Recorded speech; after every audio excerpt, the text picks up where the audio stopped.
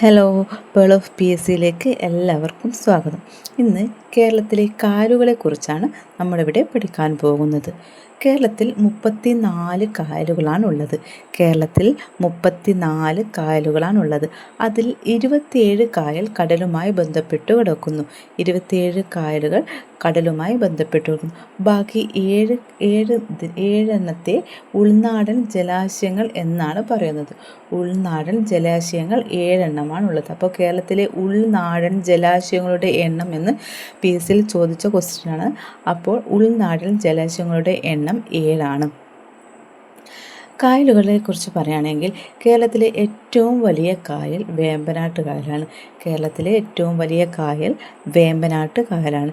വേമ്പനാട്ട് കായലിൻ്റെ വിസ്തീർണം 205 ചതുരശ്ര കിലോമീറ്ററാണ്. 205 ചതുരശ്ര കിലോമീറ്റർ ആണ്. പിന്നെ തടാകങ്ങളെക്കുറിച്ചുള്ള പഠനത്തെ ലിംനോളജി എന്നാണ് പറയുക. തടാകങ്ങളെക്കുറിച്ചുള്ള പഠനത്തെ ലിംനോളജി എന്നാണ് പറയുക. അതുപോലെ കായലുകളുടെ നാട്, ലഗൂണുകളുടെ നാട്, കായലുകളുടെയും തടാകങ്ങളുടെയും നാട് എന്നിങ്ങനെയൊക്കെ അറിയപ്പെടുന്ന സംസ്ഥാനം കേരളമാണ്.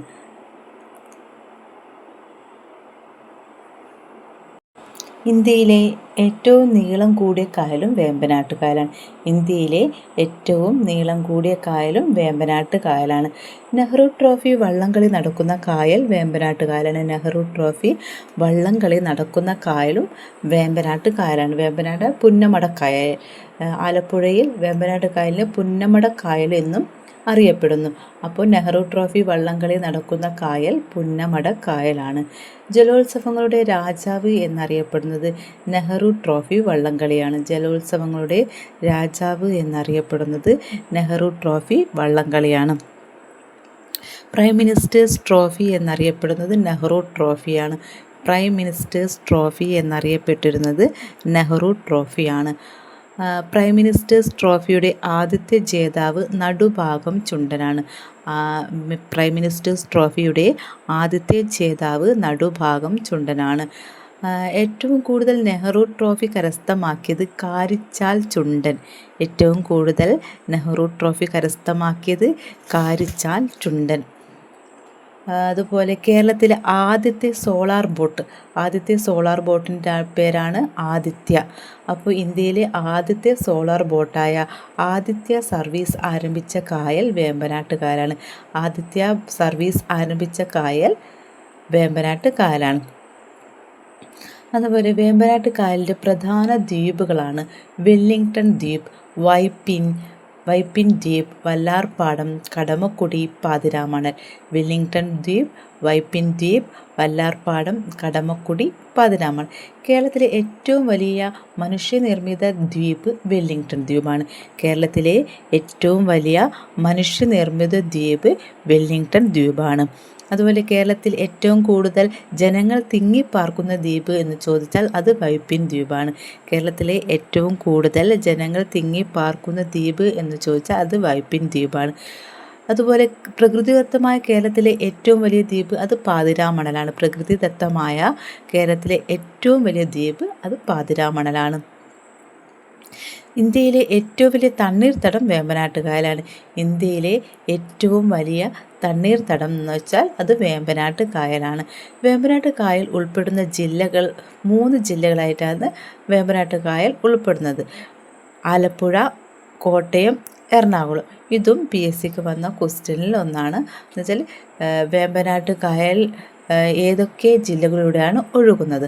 അപ്പോൾ ആലപ്പുഴ, കോട്ടയം, എറണാകുളം. ആലപ്പുഴ, കോട്ടയം, എറണാകുളം.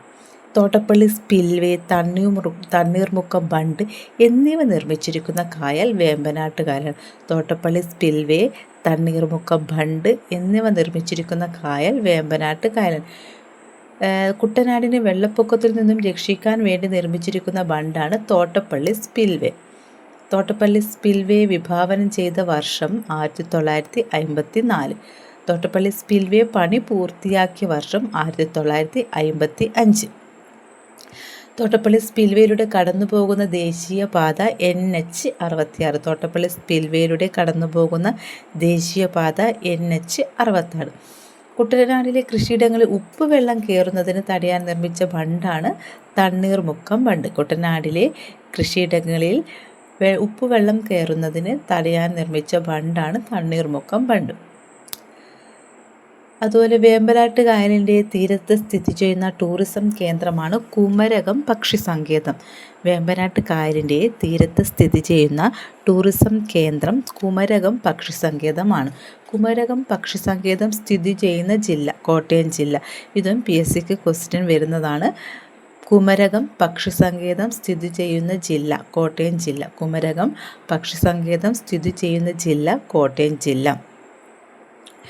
കൊച്ചി തുറമുഖം വേമ്പനാട്ട് കായലിൻ്റെ ഭാഗമാണ്. കൊച്ചി തുറമുഖവും വേമ്പനാട്ട് കായലിൻ്റെ ഭാഗമാണ്.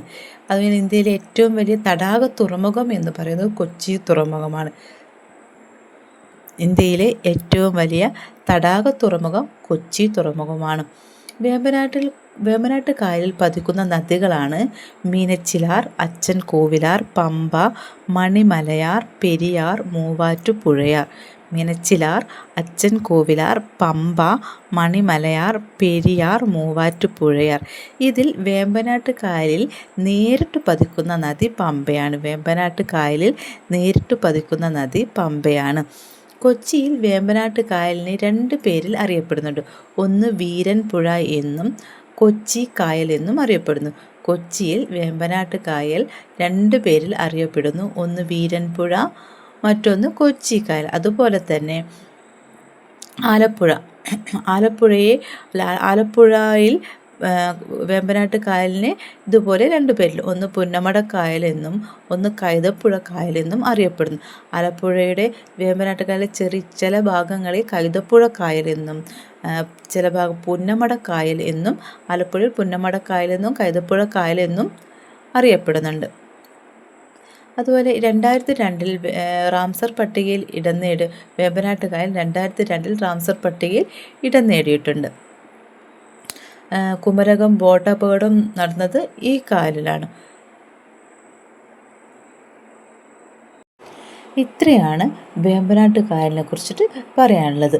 വേമ്പനാട്ട് കായലിനെ കൂടി ഒന്നുകൂടി ചുരുക്കി പറയാം. വേമ്പനാട്ട് കായലിൻ്റെ വിസ്തീർണം 205 ചതുരശ്ര കിലോമീറ്റർ. ഇന്ത്യയിലെ ഏറ്റവും നീളം കൂടിയ കായൽ വേമ്പനാട്ട് കായലാണ്. അതുകൊണ്ട് നെഹ്റു ട്രോഫി വള്ളംകളി നടക്കുന്നതും പുന്നമടക്കായൽ, വേമ്പനാട്ട് കായലിൻ്റെ ആലപ്പുഴയിലെ ഭാഗം പുന്നമടക്കായൽ എന്ന് പറയുന്നത്. അതൊരു പ്രൈം മിനിസ്റ്റേഴ്സ് ട്രോഫി എന്നറിയപ്പെടുന്നത് നെഹ്റു ട്രോഫി വള്ളംകളിയാണ്.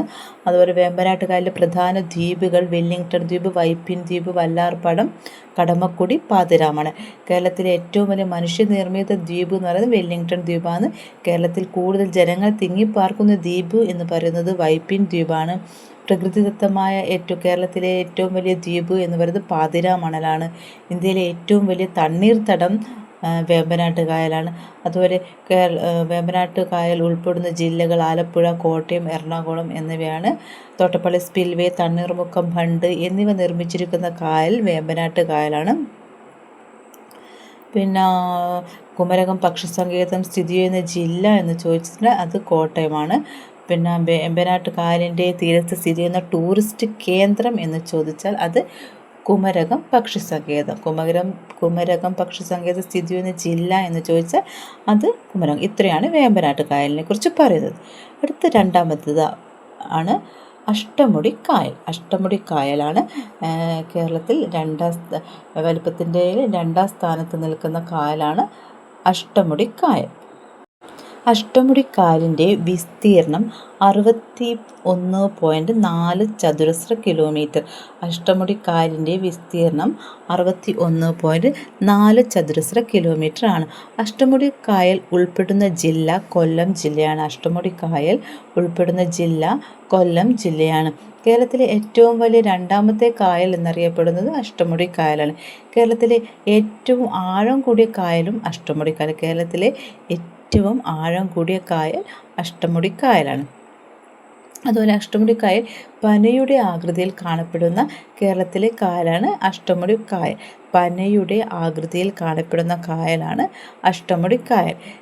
കേരളത്തിലെ കായലുകളിലേക്കുള്ള കവാടം എന്നറിയപ്പെടുന്ന അഷ്ടമുടി കായലാണ്. കേരളത്തിലെ കായലുകളിലേക്കുള്ള കവാടം എന്നറിയപ്പെടുന്നത് അഷ്ടമുടി കായലാണ്. ആശ്രാം കായൽ എന്നും അഷ്ടമുടി കായലിനെ അറിയപ്പെടുന്നു. ആശ്രാമം കായൽ എന്നും അറിയപ്പെടുന്നു. അതുപോലെ വളരെ ദുഃഖകരമായൊരു പെരുമൺ ട്രെയിൻ ദുരന്തം നടന്നത് അഷ്ടമുടി കായലാണ്.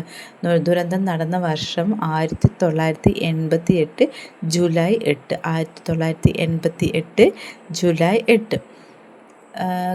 പിന്നെ കല്ലടയാർ പതിക്കുന്നതും അഷ്ടമുടി കായലാണ്.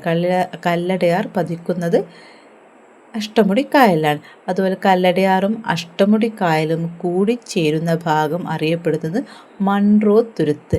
കല്ലടയാറും അഷ്ടമുടി കായലും കൂടിച്ചേരുന്ന ഭാഗം അറിയപ്പെടുന്നത് മൺറോ തുരുത്ത് എന്നാണ്. അഷ്ടമുടി കായലിൽ 8 ചെറിയ ദ്വീപുകളുടെ കൂട്ടം എന്നും മൺറോ തുരുത്തിനും അറിയപ്പെടുന്നു. അഷ്ടമുടി കായലിൽ 8 ചെറിയ ദ്വീപുകളുടെ കൂട്ടം അറിയപ്പെടുന്ന പേരാണ് മൺറോ തുരുത്ത്. അഷ്ടമുടിക്കായൽ അറബിക്കടലുമായി ചേരുന്ന പ്രദേശത്തെ നീണ്ട കര അഴി എന്നാണ് പറയുന്നത്. അഷ്ടമുടിക്കായൽ അറബിക്കടലുമായി ചേരുന്ന പ്രദേശത്തെ നീണ്ട കര അഴി എന്നാണ് പറയുന്നത്. പ്രസിഡന്റ് ട്രോഫി വള്ളംകളി നടക്കുന്നത് അഷ്ടമുടിക്കായലിൽ. പ്രസിഡൻസ് ട്രോഫി വള്ളംകളി നടക്കുന്നത് അഷ്ടമുടിക്കായലിലാണ്. ആദ്യത്തെ പ്രസിഡന്റ് ട്രോഫി വള്ളംകളി നടന്ന വർഷം 2011. പ്രഥമ പ്രസിഡൻസ് ട്രോഫി വള്ളംകളി നടന്ന വർഷം 2011. ആ വള്ളംകളിയിലെ ജേതാക്കളാണ് ശ്രീ ഗണേശൻ ചുണ്ടൻ. 2011 പ്രസിഡൻസി വള്ളംകളി ജേതാക്കളാണ് ശ്രീ ഗണേശൻ ചുണ്ടൻ. സീപ്ലെയിൻ സർവീസ് കേരളത്തിൽ ആദ്യമായി ആരംഭിച്ചത് അഷ്ടമുടിക്കായലിൽ. സീപ്ലെയിൻ സർവീസ് ആദ്യമായി കേരളത്തിൽ ആരംഭിച്ചത് അഷ്ടമുടിക്കായലിലാണ്. അഷ്ടമുടിക്കായലിൽ ആദ്യമായി സീപ്ലെയിൻ സർവീസ് ആരംഭിച്ച കമ്പനി കൈരളി ഏവിയേഷൻ. അഷ്ടമുടിക്കായലിൽ ആദ്യമായി സീപ്ലെയിൻ സർവീസ് ആരംഭിച്ച കമ്പനി കൈരളി ഏവിയേഷൻ. അതുപോലെ തന്നെ റാംസർ പട്ടികയിൽ 2002 അഷ്ടമുടിക്കായൽ ഇടം നേടിയത്. 4 കായലുകളാണ് റാംസർ പട്ടികയിൽ ഇടം നേടിയത്.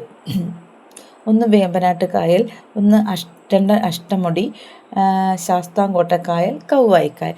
ഈ 4 കായലുകളാണ് റാംസർ പട്ടികയിൽ ഇടം നേടിയ കായൽ.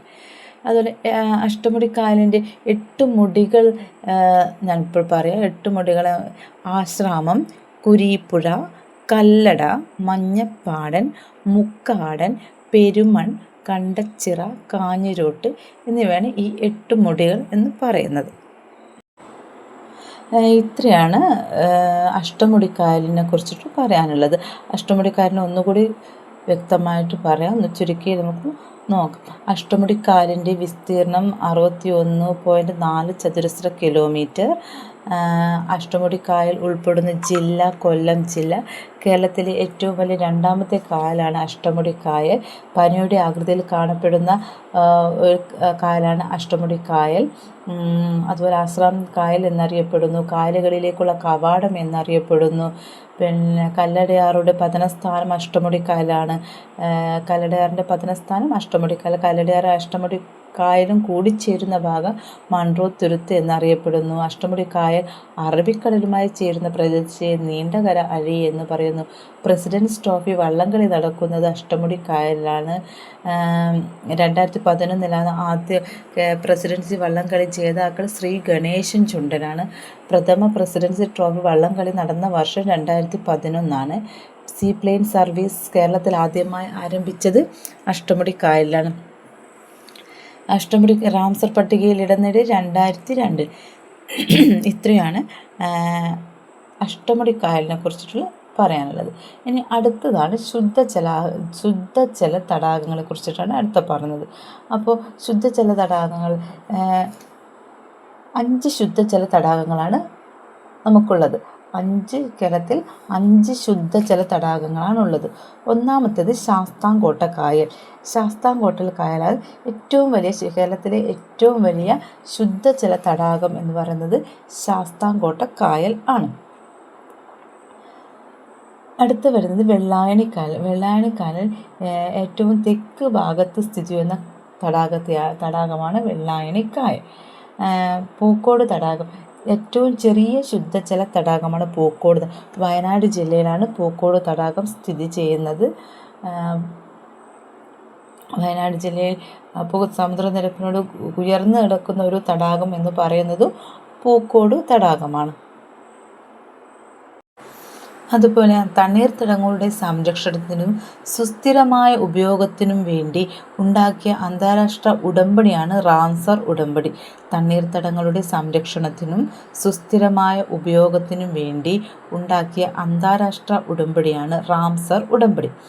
റാംസർ ഉടമ്പടി നിലവിൽ വന്ന വർഷം 1971 ഫെബ്രുവരി 2. റാംസർ ഉടമ്പടി നിലവിൽ വന്ന വർഷം 1971 ഫെബ്രുവരി 2. തണ്ണീർത്തട സംരക്ഷണം ലക്ഷ്യമാക്കിയുള്ള റാംസർ ഉടമ്പടി ഒപ്പുവെച്ചത് ഇറാനിലെ റാംസറിലാണ് ഒപ്പുവെച്ചത്. തണ്ണീർത്തട സംരക്ഷണം ലക്ഷ്യമാക്കിയുള്ള റാംസർ ഉടമ്പടി ഒപ്പുവെച്ചത് ഇറാനിലെ റാംസർ എന്ന സ്ഥലത്ത് വെച്ചാണ്.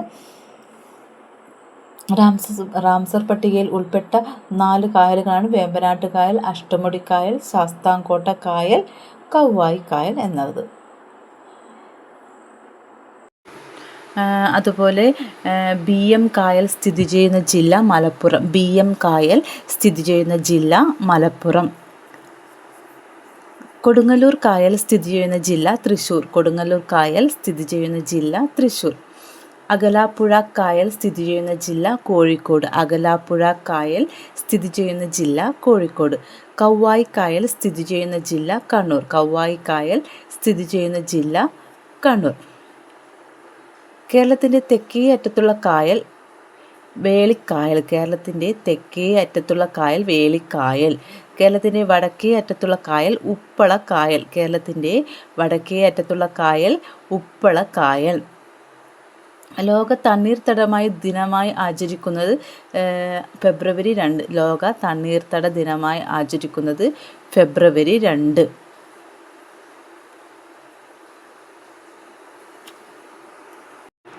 അതുപോലെ വിസ്തൃതിയിൽ 3-ാം സ്ഥാനത്ത് നിൽക്കുന്ന കായൽ കായംകുളം കായലാണ്.